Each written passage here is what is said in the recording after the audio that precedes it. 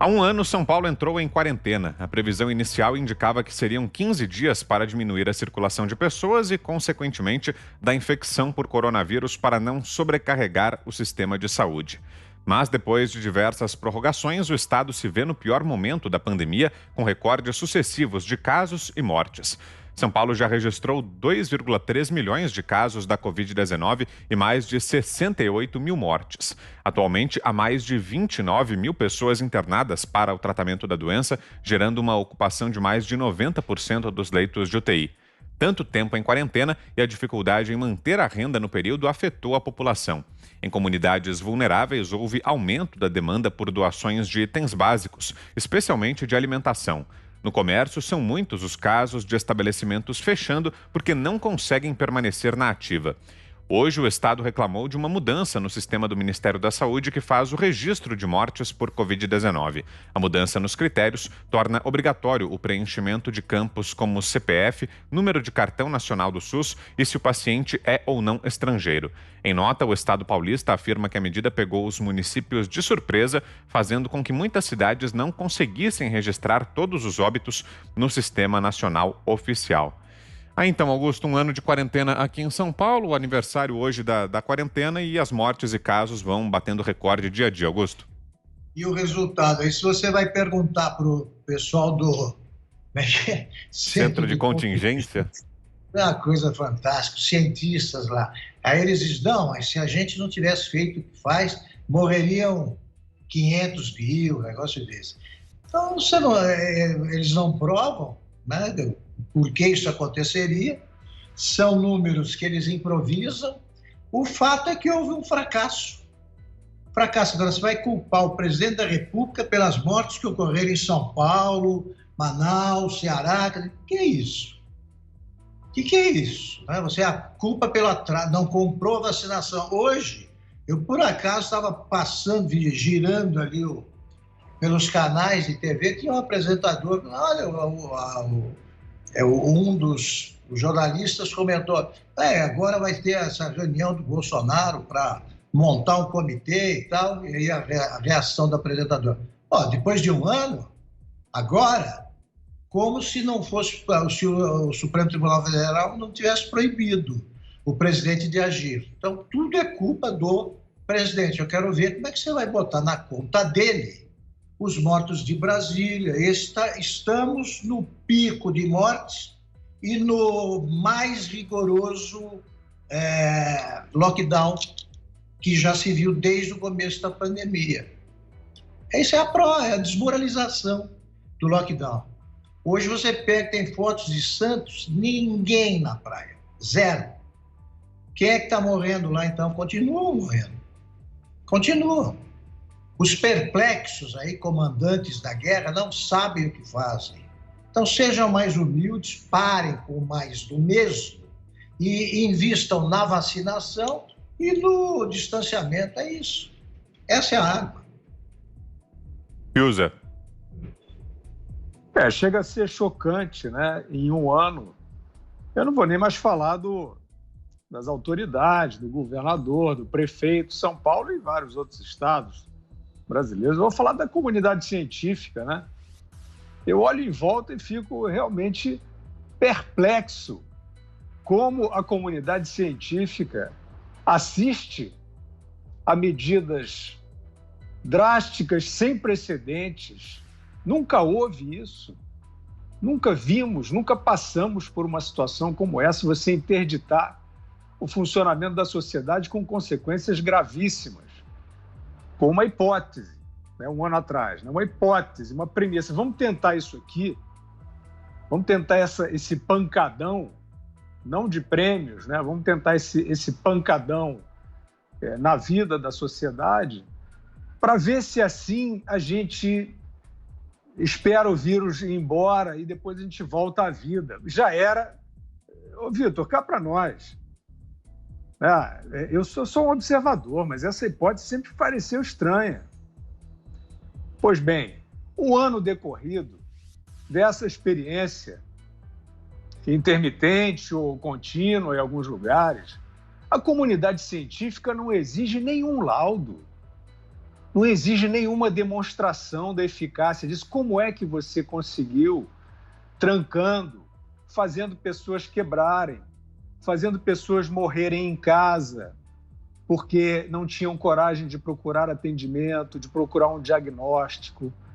Não é um dilema baratinho, não.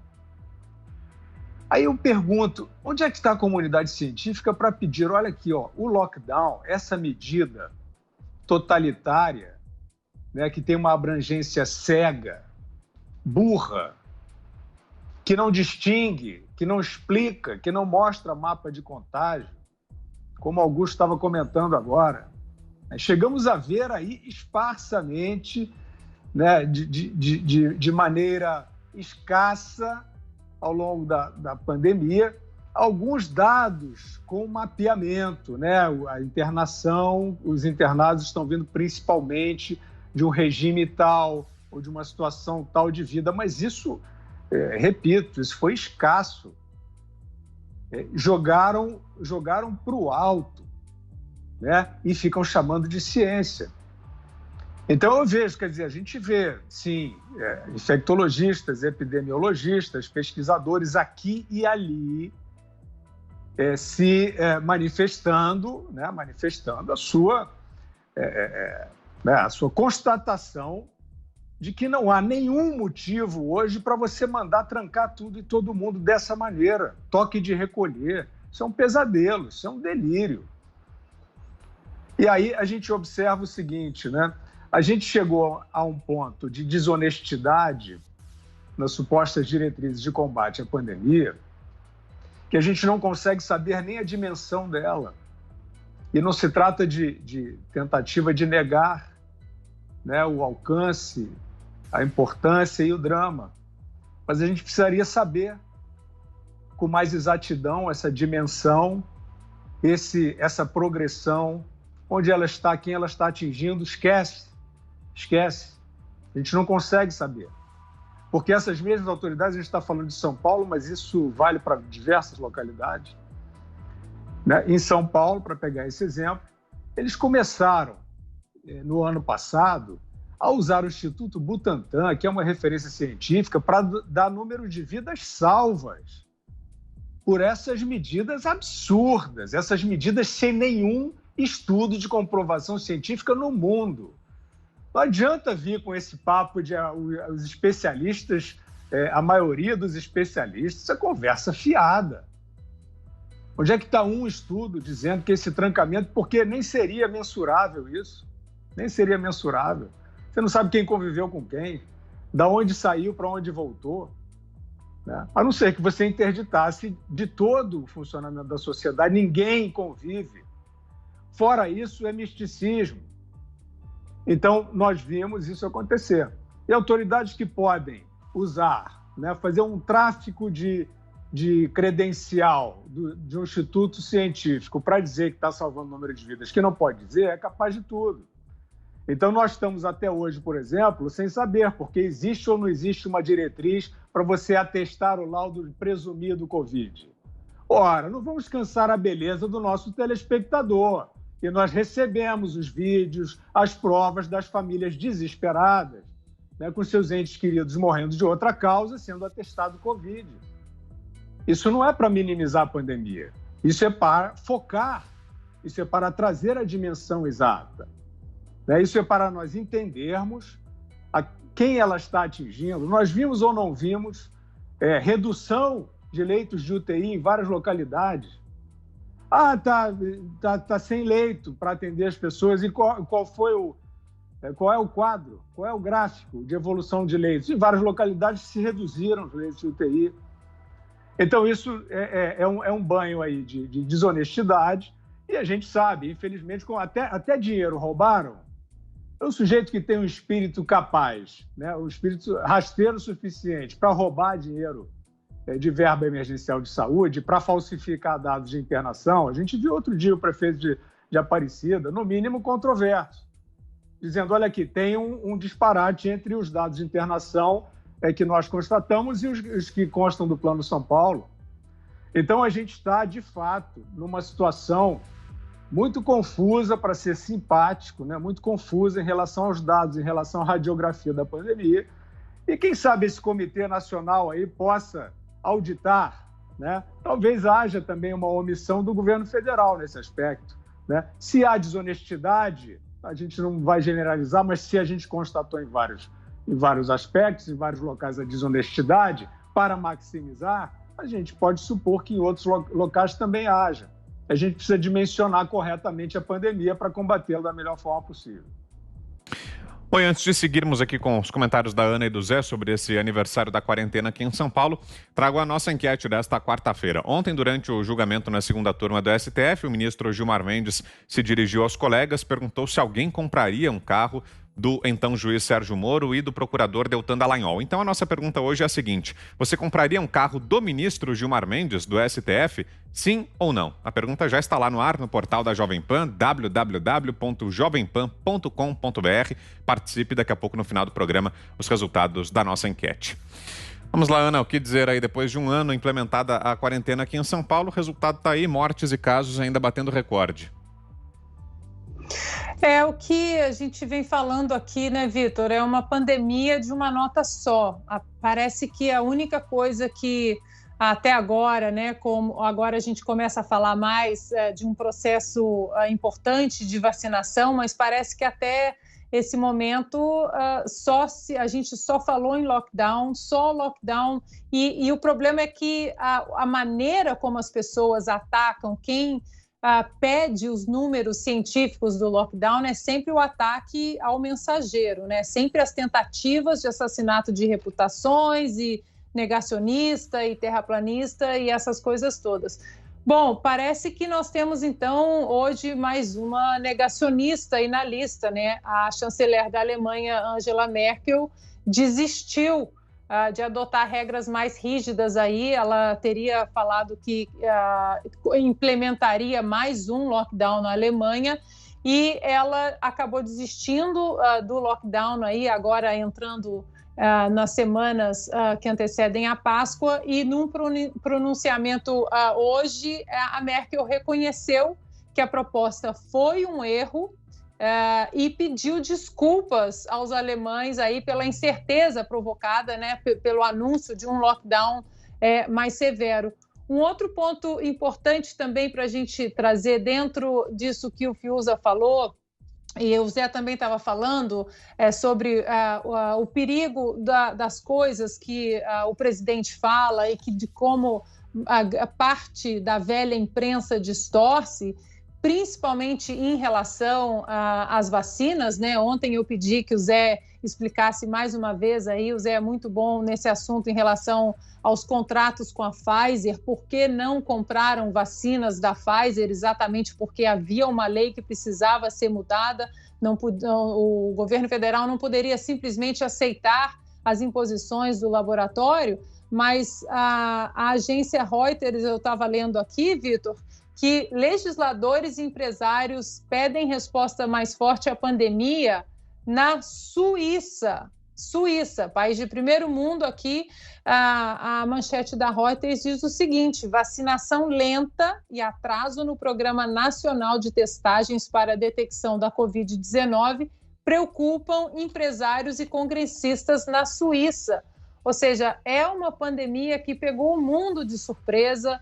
Não há vacinas para todo mundo. A gente vê que os países aí de primeiro mundo, como a Suíça, também estão enfrentando esse problema. Angela Merkel hoje voltando atrás em relação ao lockdown que ela disse que iria implementar, porque até agora realmente não existe nenhuma ciência comprovada em relação ao lockdown. E aqui eu sempre cito o professor de medicina da Universidade de Alberta, no Canadá, o professor Ari Joff, que no meio ali do ano de 2020 era a favor do lockdown, acreditava que isso pararia aí o caminho do vírus, né, que vinha violentamente aí tomando conta do mundo. E já no final ali de 2020, ele refez o artigo dele e disse que o lockdown não apenas não pararia o caminho do vírus, mas que sufocaria uma economia não apenas global, mas uma economia principalmente nos países pobres, e que o lockdown, da maneira que ele vinha sendo implementado no mundo, sem um mínimo de discussão intelectualmente honesta, faria os pobres ficarem mais pobres. Diga, Zé.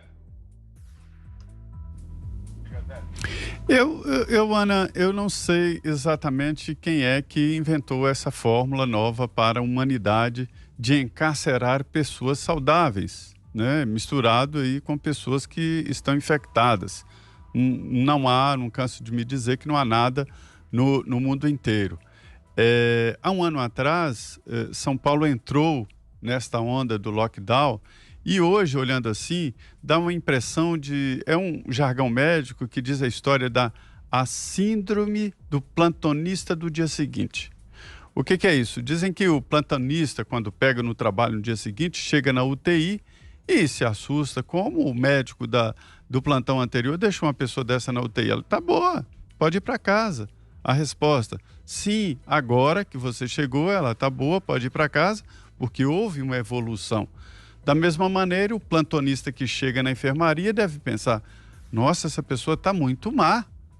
Por que ela não está na UTI? Que erro brutal desse plantonista de ontem, né? Na verdade, o quadro se agravou. Quando ela estava na enfermaria, ela estava bem. Então, é isso que acontece aí nesta síndrome. O governador João Dória elaborou um sistema, não sabe fugir dele, isso há um ano, né? E o pior, exportou esse procedimento para o Brasil inteiro, para o Estado e para o Brasil inteiro. Essa ideia de colocar cores e de colocar ritos de passagem de um lockdown mais severo para um menos severo, através de cores, é uma invenção de São Paulo, invenção do governo João Dória. Eu tenho amigos aqui em Brasília que estão há um ano presos dentro de um apartamento, recebendo tudo delivery, inclusive compras de supermercado. Tudo que chega do supermercado ele joga álcool e vira uma confusão geral de álcool nas coisas de supermercado. E um destes amigos acabou contraindo a Covid-19 e ninguém sabe, nem ele sabe dizer como. Então, esta é a realidade. É uma opção pessoal que eu acho que deve ser facultado. Se a pessoa tem pânico, se a pessoa tem medo, tem comorbidades e tal, que seja uma opção dele. O que eu acho difícil é o Estado entrar, parar tudo e não dar uma opção. Não se pode fazer isso. Eu visitei recentemente, Augusto, São Paulo e fiquei impressionado, aí nas proximidades da Avenida Paulista, a quantidade de locais fechados. As placas mais vistas são de aluga-se e vende-se, e fechado. Certo? Isso, cada local desse fechado é um sonho de quem empreendeu, de quem jogou a vida ali e a vida de várias pessoas que estavam empregadas ali. Mas não há essa dicotomia, assim, eu não estou dizendo para manter o comércio aberto e matar pessoas, não é isso. Tanto é assim que a gente vê Brasília numa situação grave, fechada há muito tempo, controlada há muito tempo. Aqui foi o primeiro local no Brasil onde se fechou escolas, se fechou academias e se fez uma contenção que não foi realmente um lockdown, mas num primeiro momento. Eu acredito até que poderia chegar num ponto em que o próprio presidente Bolsonaro diria, olha, a situação tá fora de controle, vamos aqui ver medidas, mas de uma forma coordenada e não do jeito que aconteceu. Aí um estado entrava, outro não entrava, o município entrava, pronto, as pessoas levaram, inclusive para o interior. Quando se tranca a capital, as pessoas vão para o interior. E o interior que eu digo é fazendas e tal. Hoje a Covid está tomando setores de fazenda e tal. A saída é a vacina. Aí, Ana, é muito importante lembrar que no início eram 134 projetos de vacinas no mundo. 134. 6 deles aqui no Brasil. 6 projetos de vacina no Brasil. 3 estavam em teste, a última vez que eu vi, em teste humanos, liberados para teste humano. Então, se o governo tivesse comprado e derramado dinheiro em mais de 100 projetos de vacina, estaríamos hoje dizendo, olha, jogou o dinheiro fora. Apostou em laboratórios que não deram conta e que levaram prejuízo. Quem investiu perdeu, né? Então, esta era a situação da época. As primeiras vacinas que saíram foram, assim, por exemplo, a Pfizer, a AstraZeneca e outras vacinas que foram aprovadas de uma maneira muito experimental ali. E a Pfizer sabia dessa situação precária. Tanto é que não assumiu como todos os medicamentos, né? O laboratório assume. Nós tivemos um caso aqui de um medicamento que provocou deformações em fetos. Até hoje, o laboratório paga pensão a essas pessoas que foram mutiladas no feto da mãe em decorrência de um remédio. E na bula não tinha advertência impróprio para grávidas, né? Então é assim o mercado. Aí veio a Pfizer e, sabendo da precariedade da vacina, exigiu que não queria nenhum compromisso com o futuro e que nenhuma reação adversa. O Brasil não podia, a lei não permitia. A lei no início não permitia nem a compra de vacina antecipando. O Estado tem regras, não se pode antecipar dinheiro na compra sem saber se vai receber o produto. Era assim o mercado. Mais de 100 projetos de vacina. Então é assim. Então São Paulo faz aniversário de lockdown e não há nada o que comemorar, né? Os números mostram isso.